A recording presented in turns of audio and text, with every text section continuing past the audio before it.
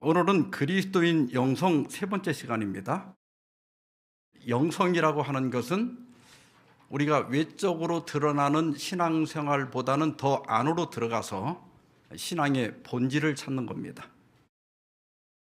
더 쉽게 말씀드리면 하나님의 형상을 회복하는 것, 그것이 바로 그리스도인 영성입니다.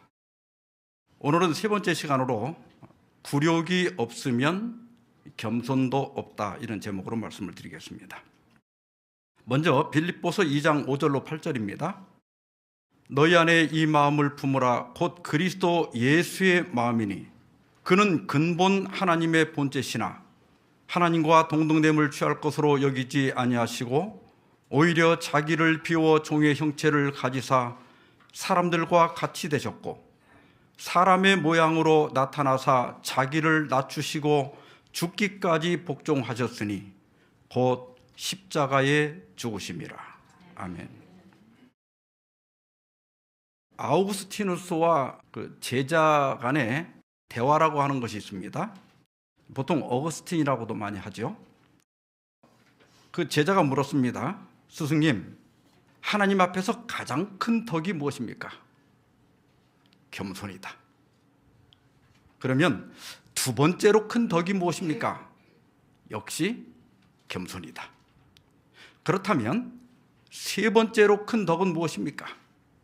세 번째로 큰 덕도 겸손이다. 그러면 겸손에 반대되는 덕은 무엇입니까? 교만이다. 그러면 교만은 무엇입니까?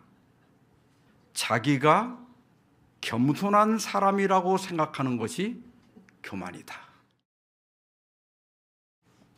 여러분, 아무리 힘이 센 사람도 자기는 들어 올릴 수가 없습니다. 마찬가지로 아무도 자기를 칭찬할 수는 없습니다. 누군가가 아니 나는 겸손한 사람이야 이렇게 말했다면 그는 정말 교만한 사람입니다. 그런데 여러분 생각에 자신은 어떤 것 같아요? 겸손한 것 같아요? 교만한 것 같아요? 누군가가 여러분에게 손가락질을 하면서 당신 교만한 사람이야, 그러면 당장 여러분 얼굴색이 어떻게 될 것 같아요? 맞습니다. 그럴까요? 아니면 막 성기를 낼까요? 그래서 정말 겸손하기는 쉬운 게 아닙니다. 오늘 본문에서 사도 바울은 너희 안에 이 마음을 품으라. 이 마음이 어떤 마음이냐면 그리스도 예수의 마음입니다. 그런데 그 우리가 품어야 할 예수님의 마음을 세 가지로 얘기했는데, 첫째는 자기를 비웠다. 자아를 비워라. 이건 제가 지난 4월 달에 말씀드렸습니다. 자기 비움, 케노시스 말씀드렸습니다. 두 번째가 자기를 낮추는 것. 세 번째가 복종입니다. 죽기까지 복종하는 거예요. 오늘 제가 다룰 주제는 두 번째, 자기를 낮추시고, 이 말씀인데요. 여기 헬라어로는 타페이노 이렇게 되어 있는데 자기를 낮추다, 비천하게 하다, 그런 뜻입니다. 그런데 자기를 낮추는 것은 겸손과 관련되어 있죠. 겸손이라는 단어를 영어 사전에서 찾아보면 휴밀리티입니다. 그런데 이 휴밀리티라고 하는 단어는 라틴어 후무스에서 왔는데, 후무스는 땅이나 흙을 가리킵니다. 그러니까 여러분, 겸손은 머리를 허리까지 숙이는 게 아닙니다. 겸손은 머리를 무릎까지 숙이는 것도 아닙니다. 겸손은 땅으로 내려가는 거예요. 다른 사람들의 발바닥 밑으로 내려가는 것이 겸손입니다. 그래서 겸손이 어려운 거예요. 땅은 개나 소나 다 밟고 다니는 곳이죠. 그러니까 우리가 정말 겸손이 된다는 것은 굴욕적인 자리로 내려가는 거예요. 짓밟히는 자리, 비천한 자리로 내려가는 것이 겸손입니다. 그래서 클레르보의 베르나르 신부지요. 수도사인데 이분은 굴욕이 없으면 겸손도 없다.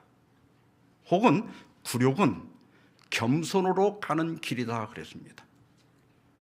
여러분, 겸손은 조금 이렇게 우리가 좀 머리 정도 숙이고 말을 좀 부드럽게 하고 뭐 이렇게 하는 정도, 머리 숙이는 정도가 아니에요.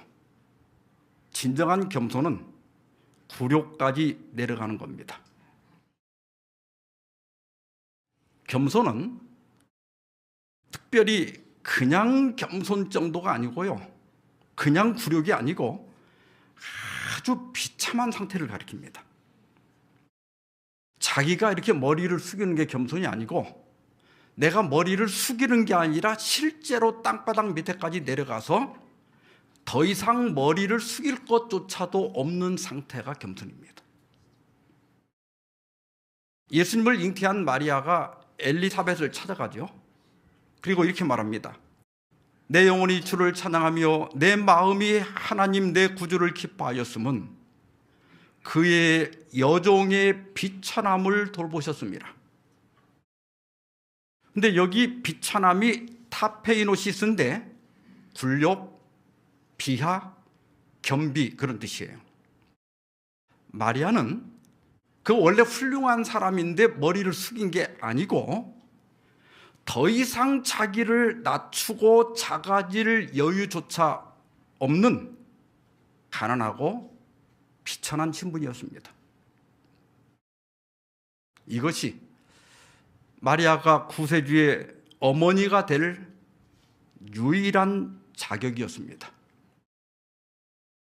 이 비천함, 이 비천함으로 인한 겸손, 이 비천함으로 인한 가난한 마음 때문에 마리아는 예수님의 어머니가 될 수가 있었습니다. 왜냐하면 물은 항상 높은 곳에서 낮은 곳으로 흐르죠. 이것이 하나님의 속성입니다. 하나님의 마음은, 하나님의 은혜는 교만한 사람이 아니라 낮아진 사람, 비천한 사람, 굴욕 가운데 있는 사람에게로 향하십니다. 그래서 하나님은 고아나 과부나 떠돌이 나그네들을 사랑하십니다. 왜냐하면 그들은 이 땅에서 바라고 기댈 것이 전혀 없기 때문입니다. 예수님이 한 산에 올라가셨을 때 거기 수많은 사람들이 모여들었어요. 그런데 거기 모인 사람들은 하나같이 가난하고 이 세상에서는 어떤 희망도 없고 어떤 지위도 없고 비천한 사람들이었습니다. 예수님은 산상보훈을 시작하면서 첫 마디 말씀이 심령이 가난한 자는 복이 있나니 천국이 그들의 것이며 그랬어요. 그들은 유대인들의 입장에서 볼 때 저주받은 사람들이었습니다. 그런데 예수님은 오히려 그들에게 어떻게 말씀하셨어요? 복이 있다고 말씀하셨어요. 여러분, 심령이 가난한 자는 실제로 가난하고 실제로 비천해서 더 이상 내려갈 곳이 없는 사람들이었습니다. 우리가 성경을 연구해 보면 이 성경의 전통적인 가르침은 하나님은 사회적으로 신분이나 윤리적으로 훌륭하고 흠이 없는 사람들보다는 이렇게 가난하고 비천한 사람들, 더 이상 내려갈 곳이 없는 사람들을 그냥 사랑하는 게 아니라 편애하신다는 사실입니다. 실제로 그래요. 그래서 시편 68편 5절에 그의 거룩한 처소에 계신 하나님은 고아의 아버지시며 과부의 재판장이시라. 출애굽기 22장 22절 23절 너는 과부나 고아를 해롭게 하지 말라. 내가 만일 그들을 해롭게 함으로 그들이 내게 부르짖으면 내가 반드시 그 부르짖음을 들으리라. 야고보 1장 27절. 하나님 아버지 앞에서 정결하고 더러움이 없는 경건은 곧 고아와 과부를 그 환난 중에 돌보고 또 자기를 지켜 세속에 물들지 아니하는 그것이니라. 경건은 우리가 거룩함을 유지하는 것뿐만 아니라 고아와 과부를 돌보는 것이다. 하나님은 비천한 사람들, 여기 말한 겸손한 사람들을 편애하십니다. 그래서 예수님께서도 내가 진실로 너에게 이르노니 세리와 창기들이 너희보다 바리새인들보다 먼저 하나님의 나라에 들어가리라. 확실히 하나님은 가난하고 비천한 사람들, 더 이상 내려갈 곳이 없는 겸손한 사람들을 편애하십니다. 왜 그럴까? 하나님은 가난하고 또 비천한 사람들을 좋아해서 그럴까? 부자들은 싫어하실까? 그건 아니에요. 왜냐하면 사람은 물리적으로 비천할 때만이 그 마음이 가난해질 수 있기 때문입니다. 가난했던 사람이 조금 배우고 뭐 학위 좀 따고 돈 좀 벌면 목에 그렇게 힘이 들어갈 수가 없어요. 그러니까 그 마음에는 하나님의 은혜를 간구하는 것이 희미해져요. 그래서 하나님께서 가난하고 비천한 사람을 편애하시는 이유는 그들만이 하나님을 향해서 마음문이 활짝 열려있기 때문입니다. 그러면 예수님은 자기를 낮추셨다고 그랬는데 어디까지 낮추셨는가 좀 살펴보겠습니다. 요한복음 1장 1절로 3절에 보면 예수님은 말씀이셨고 그 말씀은 곧 하나님이셨습니다. 그리고 그 말씀이신 하나님이 만물을 지었다고 그랬어요. 창조주죠. 우리가 부모를 공경하듯 창조주는 당연히 영광을 받으시는 것이 합당한 거예요. 그런데 예수님은 출생부터 겸손으로 시작하십니다. 여기 나오는 성경절들을 신학적인 다른 해석 빼고 그냥 있는 대로 한번 봅시다. 예수님은 권세 있는 집이나 부잣집을 제쳐놓고 가난한 목수의 아들로 태어났고, 그것도 예수님이 탄생할 때는 마옥간을 빌려서 탄생했고, 그를 누일 곳이 없어서 구유에 누였습니다. 얼마나 비천한 가운데 출생하셨습니까? 또 나병 환자를 치료한 다음에, 여러분 이 당시에 나병 환자를 치료할 방법은 없었어요. 이 정도 했으면 조금 이렇게 좀 의시될 만 하잖아요. 근데 예수님이 뭐라고 그랬어요? 삼가 아무에게도 아무 말도 하지 마라. 겸손하신 거예요. 신학적인 거 빼고 뭔가 좀 이렇게 내 이 능력을 좀 자랑하고 싶은데 너 조용히 해라. 겸손하신 거죠. 또 5,000명을 먹였어요. 그러니까 먹는 것이 해결된 거예요. 예수님만 따라다니면 적어도 먹는 거 걱정 안 해도 돼요. 그러니까 사람들이 막 흥분해가지고 어떻게 해요? 예수님을 임금으로 삼으려고 하니까 혼자 산으로 떠나가셨습니다. 그러니까 얼마든지 인기를 끌고 사람들에게 추앙을 받을 수 있을 때마다 예수님은 피신하셨어요. 그리고 예루살렘 입성하실 때, 이건 승리의 입성인데 보통 승리한 자들은 말을 타고 입성해요. 근데 예수님은 뭘 타셨어요? 나귀, 그 중에서도 새끼를 타셨어요. 나귀는 겸손의 상징입니다. 그리고 예수님이 제자들과 마지막 식사를 하실 때도 주요 선생이신 그분이 물을 떠다가 제자들 앞에 무릎을 꿇고 그들의 발을 씻기셨습니다. 예수님의 생애는 겸손으로 점철되어 있습니다. 근데 이건 뭐 비슷하게 우리도 흉내낼 수 있어요. 근데 더 근본적인 겸손이 있습니다. 두 가지가 있는데요. 시대소망 48페이지. 아담이 에덴에서 죄를 짓지 않았을 때라도 하나님의 아들이 인성을 취하는 것은 거의 무한한 굴욕이 되었을 것이다. 그런데 예수께서는 인류가 4,000년간 죄로 말미암아 연약하여진 때에 인성을 취하셨다. 예수님이 자기를 낮춘 첫 번째 가장 현저한 겸손은 성육신 하신 겁니다. 만약에 우리 중에 아무도 개가 될 수 있는 사람은 없죠. 근데 개에다가 새끼라는 말을 붙여갖고 욕만 들어도 기분이 나쁘죠. 내가 개가 될 것도 아닌데 개, 새끼라고만 해도 기분이 나빠요. 근데 창조주 하나님이 피조물이 된다. 인간이 되신다. 그 자체만도 뭐라고 그랬어요? 무한한 굴욕이 되었을 것이다. 근데 아담만 하더라도 얼마나 그때 죄의 흔적이 없고 하나님의 형상을 닮았으니 얼마나 멋있었겠어요. 근데 이건 아담을 닮은 것도 아니고 타락하고 본성이 다 죄로 물들고 더구나 이것이 4천년간 퇴보된 인성을 쓴다는 것은 그분에게는 무한한 굴욕이 되었을 겁니다. 여러분, 이 생각 한 번도 안 해보셨죠? 하나님이 겸손할 수 있을까요? 없을까요? 여러분, 성경에서 하나님이 겸손하시라는 말을 읽어봤어요? 없어요. 하나님은 겸손할 수가 없는 분이에요. 이사야 48장 9절과 11절에 보면 내 이름을 위하여 내가 노하기를 더디할 것이며 내 영광을 위하여 내가 참고 너를 멸절하지 아니하리라. 이스라엘 백성들을 향해서 그냥 너희들 딱 하는 걸 보면 멸망시켜 버려야 되는데 니들을 봐서가 아니라 내가 내 이름 때문에 내 명예 때문에 너희들 멸망시키지 않겠다. 이렇게 얘기해요. 그러면서 11절에 나는 나를 위하며 나를 위하여 일을 이룰 것이라. 어찌 내 이름을 욕되게 하리요?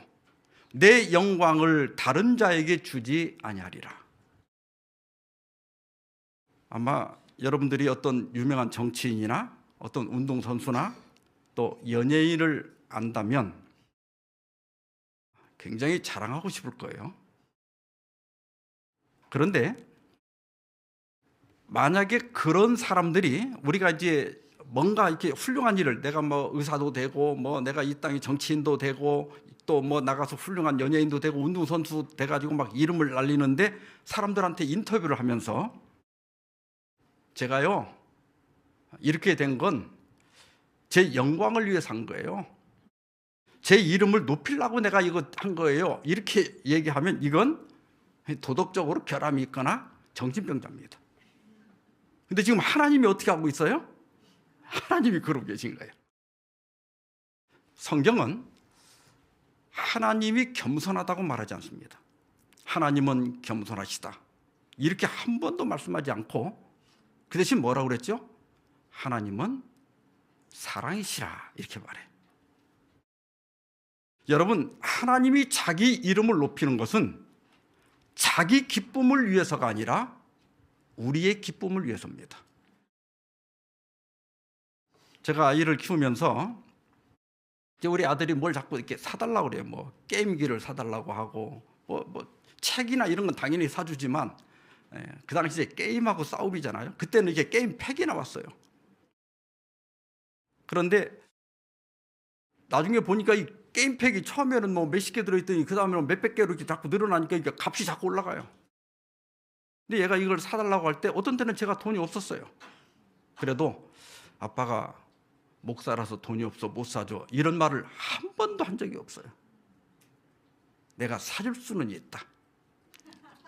그러나 그건 너한테 너무 비싼 거다. 그러니까 500개짜리 말고 300개짜리 사라 이렇게 얘기했지 내가 돈이 없어서 못 사준다 이 말은 안 했어요. 왜냐하면 내가 그렇게 하면 아빠가 목사라서 돈이 없구나.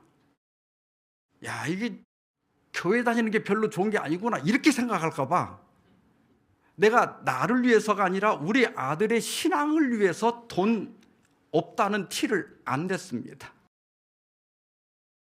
하나님께서 내 이름을 위하여 내 영광을 위하여 이렇게 말씀하시는 것은 하나님이 자기의 기쁨을 위해서 자기 만족을 위해서 그렇게 말씀하시는 게 아니라 우리로 하여금 하나님은 신뢰할 수 있고 우리가 힘들고 어려울 때 우리를 도울 수 있고, 우리가 하나님 앞에 잘못을 할 때라도 그분은 우리를 사랑과 자비로 받으신다는 확신을 갖도록 하기 위해서 이렇게 말씀하시는 거예요. 그래서 나는 노하기를 더디하고 인자가 많아서 내 죄악과 허물을 용서한다. 내 사랑은 요만한 게 아니야. 내 사랑은 무궁무진해서 네가 어떤 죄를 범하더라도 나는 너를 용서할 수 있어. 네가 어떤 상황에 있어도 네가 잘하든 못하든 너에 대한 내 사랑은 변하지 않아. 내 사랑은 엄청 커. 이렇게 하나님이 자기가 가진 사랑을 자랑하는 것은 그분이 뽐내려고 하는 게 아니라 우리로 하여금 하나님을 믿고 의지하고 신뢰하도록 하기 위해서 그렇게 말씀하시는 겁니다. 심지어 하나님은 자기 아들의 생명을 희생하면서까지 그렇게 하신 거예요. 존 파이퍼 목사는 하나님의 아들은 하나님으로서 하나님이 할 수 없는 일, 아까 하나님은 뭘 못한다고 그랬어요? 겸손할 수 없어요. 그러나 하나님은 할 수 없는 일, 즉 인간 본성 안에서 완벽하게 겸손해지는 일을 하기 위해 신인이 되셨다. 성육신하셨다는 거예요. 그리스도는 아버지를 온전히 신뢰하고 의지하였다. 그리고 그 의존 속에서 그는 하나님과 연합한 완전한 인간만이 할 수 있는 일을 하셨다. 그게 뭐냐면 사람의 모양으로 나타나사 자기를 낮추시고 죽기까지 복종하셨으니 곧 십자가에 죽으심이라. 그러므로 예수님이 인성을 가짐으로써 무한히 겸손해지시고 자기를 낮추신 것처럼 우리도 하나님과 연합할 때 그렇게 겸손해질 수 있다는 겁니다. 그러나 예수님의 굴욕은 성육신이 전부가 아닙니다. 히브리서 12장 2절에 보면 믿음의 주요 또 온전하게 하시는 인 예수를 바라보자. 그는 그 앞에 있는 기쁨을 위하여 십자가를 참으사, 그 다음에 뭐라고 그랬죠?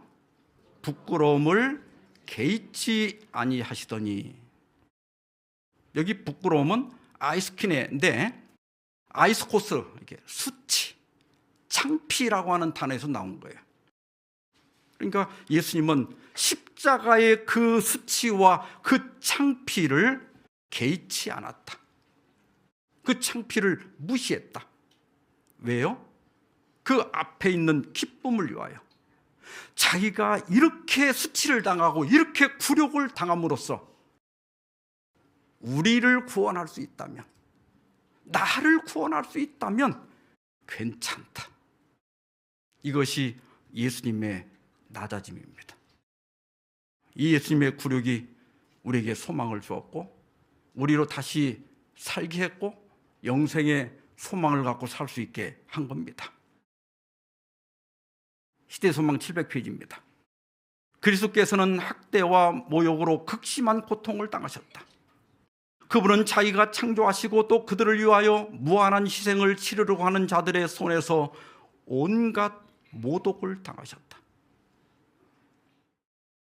근데 우리가 아버지니까 뭐 잘 참고 어머니니까 괜찮겠지, 어렸을 때는 그렇게 생각하죠. 근데 내가 아버지가 되고 어머니가 돼 보니까 아버지도 눈물을 흘릴 때가 있고 어머니도 약하다는 걸 깨닫는 거예요.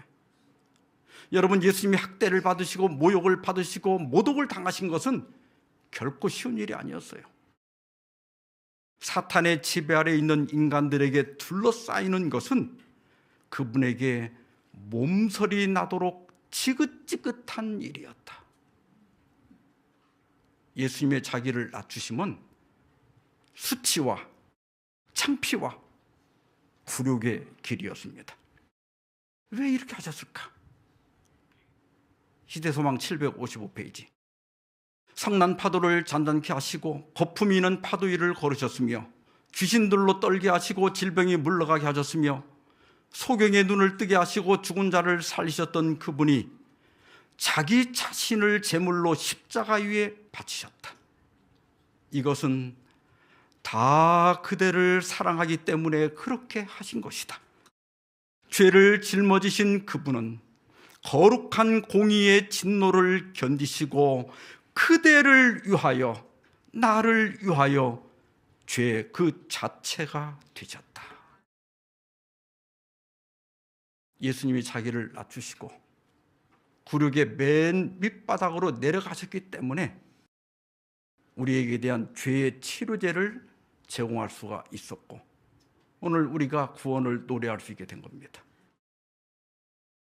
그렇다면 우리도 하나님과 연합함으로 예수님의 그 낮아지심, 그 겸손을 따라갈 수 있다는 겁니다. 예수님은 우리가 낮아지기를 원하십니다. 우리가 겸손해지기를 바라십니다. 그러면 겸손이란 무엇일까? 첫째로 겸손은 내가 신이 아니라는 것을 인정하는 겁니다. 존 파이퍼는 겸손의 핵심은 내가 신이 아니라는 것을 느끼고 생각하고 말하고 행동하는 것이다. 여러분 중에 내가 신이다, 하나님이다 이렇게 생각하는 사람 아무도 없죠. 근데 우리는 너무나 자주 무의식 중에 하나님의 자리에 앉습니다. 마침내 한 제자가 감히 예수께 천국에서는 누가 크니까라고 여쭈었다. 자, 천국에서는 누가 큽니까? 이 말을 들었을 때 그리스도의 눈앞에는 보좌를 두른 모든 천사보다 탁월한 영광을 입고 하나님의 아들과 밀접한 관계에 있었던 아침의 아들 루시퍼의 환상이 떠올랐다. 그거 어디서 듣던 말이에요. 하늘에서 루시퍼가 했던 말이에요. 루시퍼는 하늘에서 제일 가는 천사였지만 자기가 하나님이 아니라는 사실을 잊었던 겁니다. 너 아침의 아들 계명성, 우리말로 계명성이지만 원래 샛별이에요. 이게 라틴어로 루시퍼예요. 근데 그 라틴어를 그대로 영어로 음역해서 지금도 루시퍼라고 써요.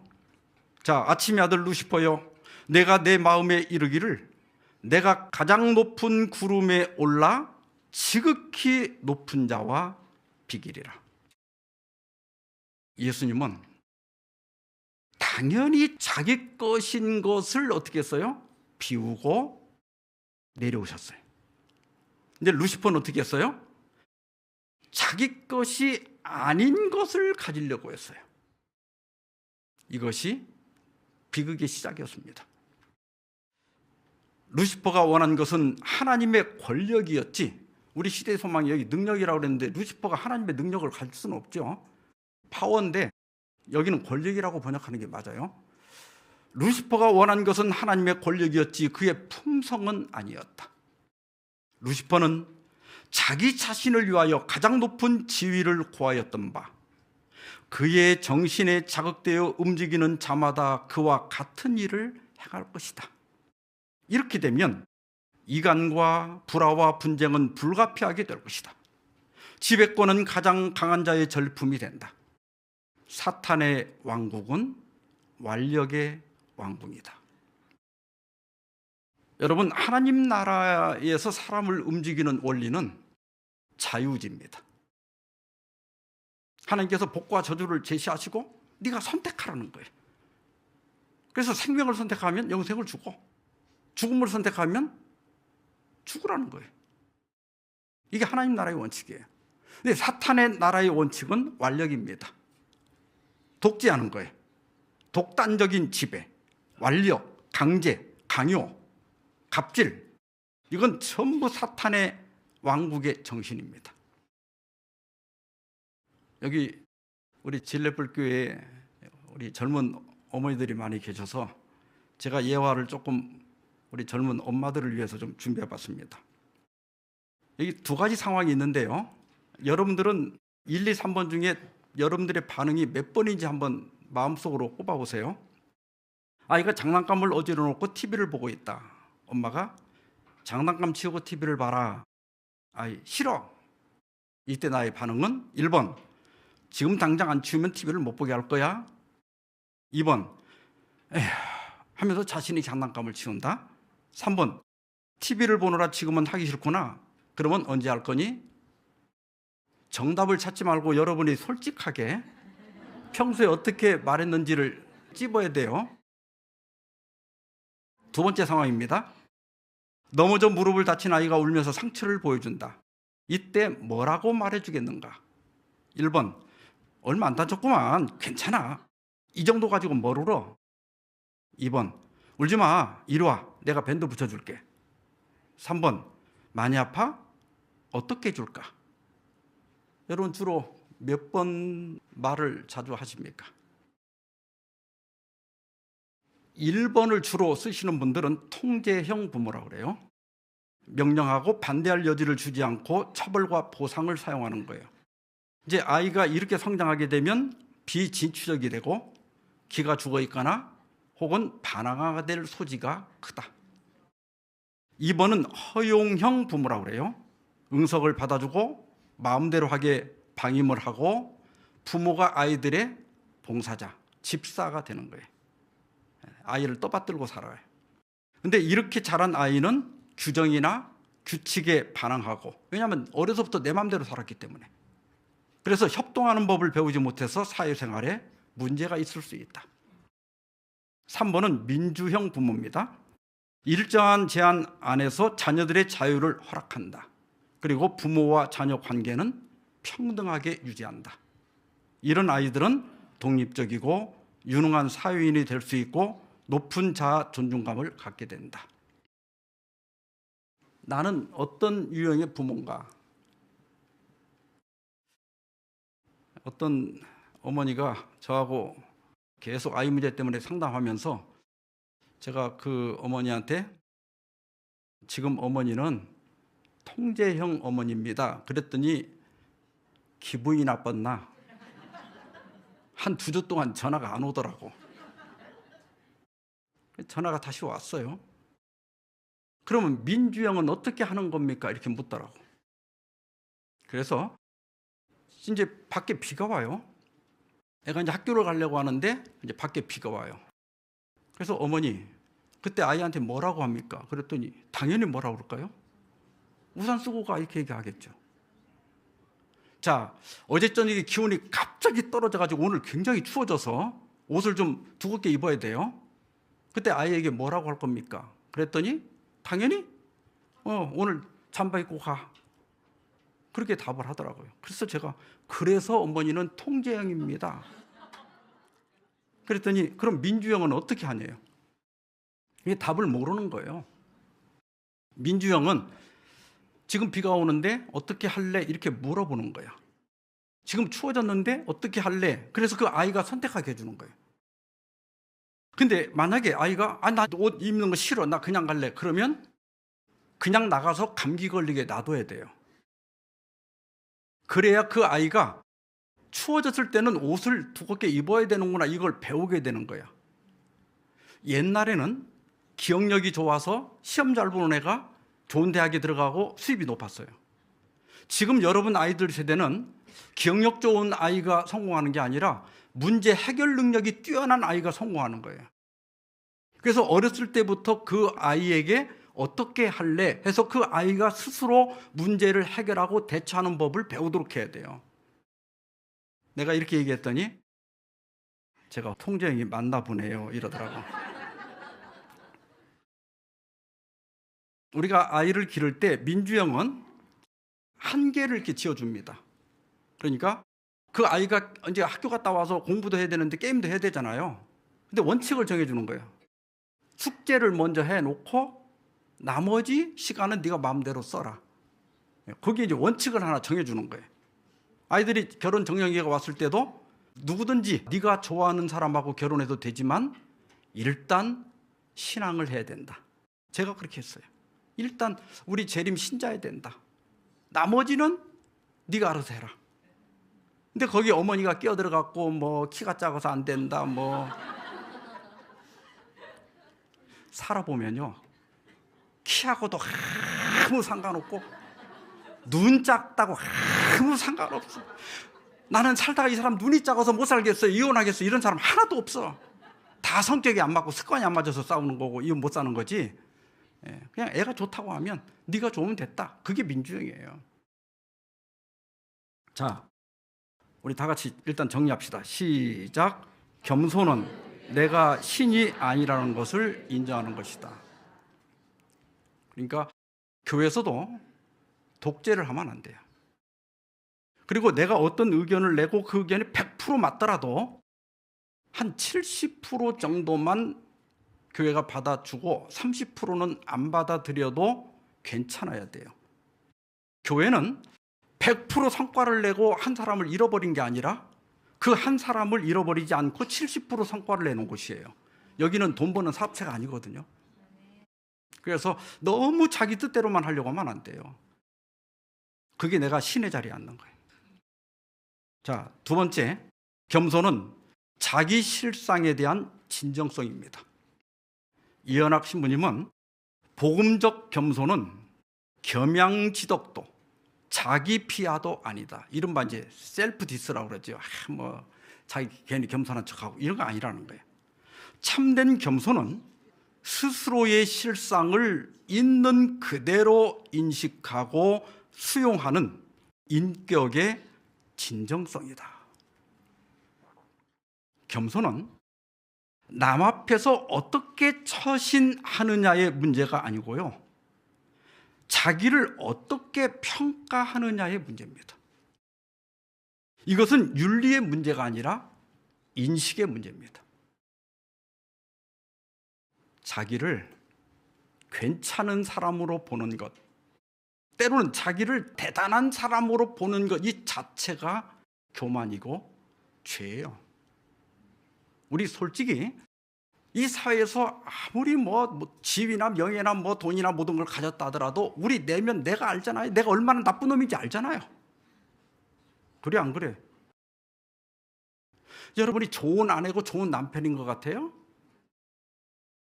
내가 그렇게 좋은 아내였으면 남편이 저렇게 힘들어하지 않고, 내가 그게 좋은 남편이었으면 아내가 평생 이렇게 불행해하지 않죠. 우리 다 나쁜 놈들이에요. 그걸 인정하는 게 그 진정성, 그 정직성이 겸손이에요. 그래서 우리가 내가 나쁜 놈이라는 걸 알기 때문에 다른 사람 앞에서 자랑하지 않는 거예요. 잘난 척하지 않는 거예요. 이게 겸손인 거예요. 베드로는 자기는 어부 출신이잖아요. 그런데 목수 출신인 예수님이 깊은 데다가 그물을 내리라고 내렸는데 어떻게 돼요? 그물이 막 찢어질 정도로 고기가 잡히는 걸 보고, 이분은 보통 분이 아니구나, 이걸 깨달았어요. 예수님이 그냥 스승이 아니라, 그냥 랍비가 아니라 하나님이란 사실을 깨달은 거예요. 그러자마자 곧 엎드려서 뭐라 그래요? 주여 나를 떠나소서, 나는 죄인이로소이다. 자기의 실상을 본 거예요. 나는 이런 분 옆에 있을 수가 없다. 나는 저분하고 같이 살 수가 없는 나쁜 놈이다. 이걸 깨달은 거예요. 세리는 멀리 서서 바리새인 곁에 가지도 못해. 나 같은 사람은 자기 죄됨을 인식하고 있는 거예요. 감히 눈을 들어 하늘을 쳐다보지도 못하고 수치심을 느낀 거예요. 다만 가슴을 치며 이르되, 이건 아주 참회와 또 애통의 표현입니다. 하나님이여 불쌍히 여기소서. 이건 뭐예요? 나는 그냥 죄 지은 것밖에 없기 때문에 하나님의 자비 없이 잃어버림을 당할 수밖에 없는 존재입니다. 그런 뜻이에요. 난 불쌍한 사람입니다. 나는 죄인이로소이다. 바리새인은 자신이 다른 사람들보다 훨씬 위에 있다고 생각한 사람들이에요. 근데 이 세리는 자기는 다른 사람보다 훨씬 아래에 있는 사람이라고 생각한 거예요. 예수님께서 뭐라고 판단하셨습니까?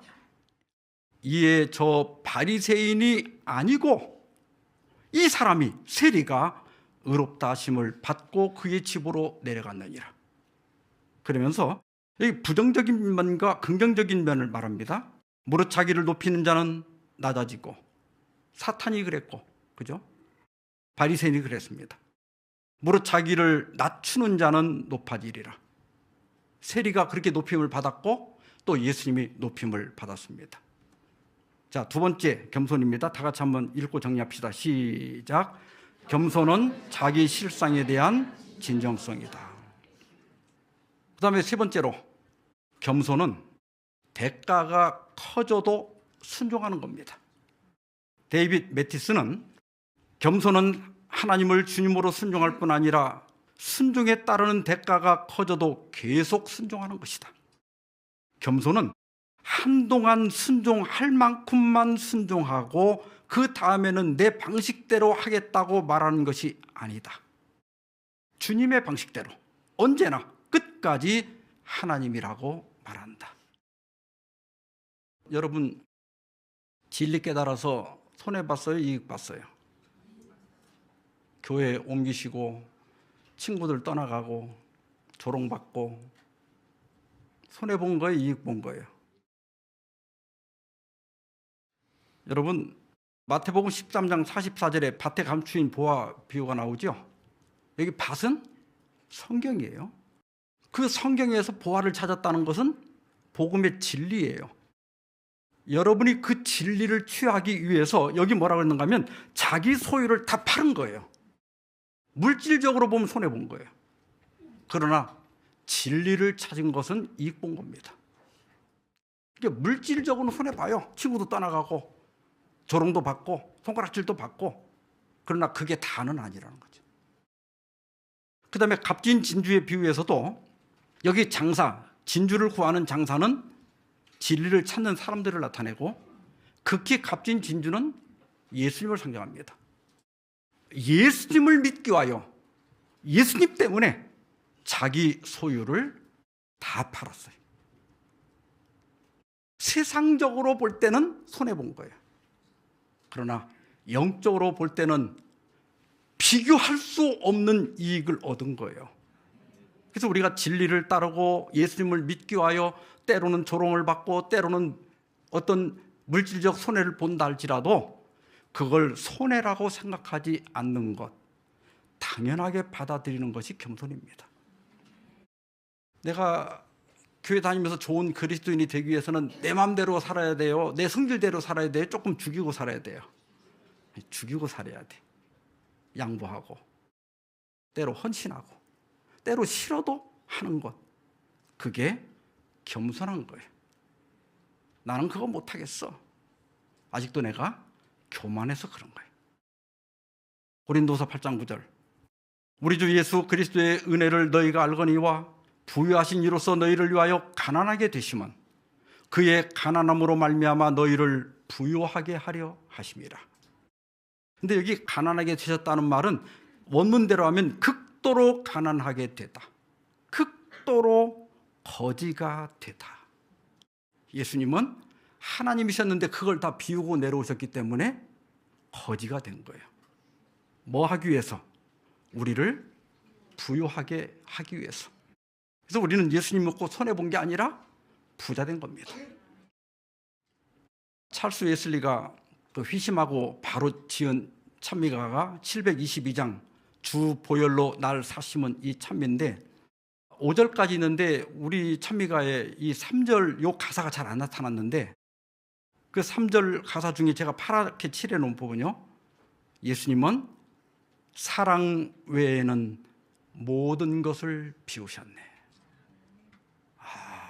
너무나 은혜로운 말씀입니다.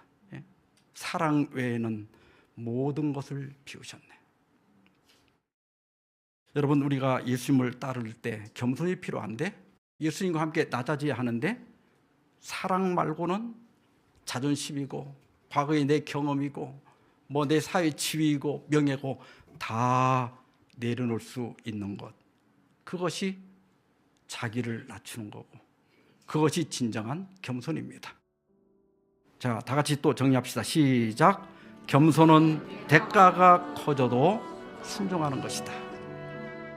그래서 하나님께서는 예수님을 지극히 높이셨다 그랬어요.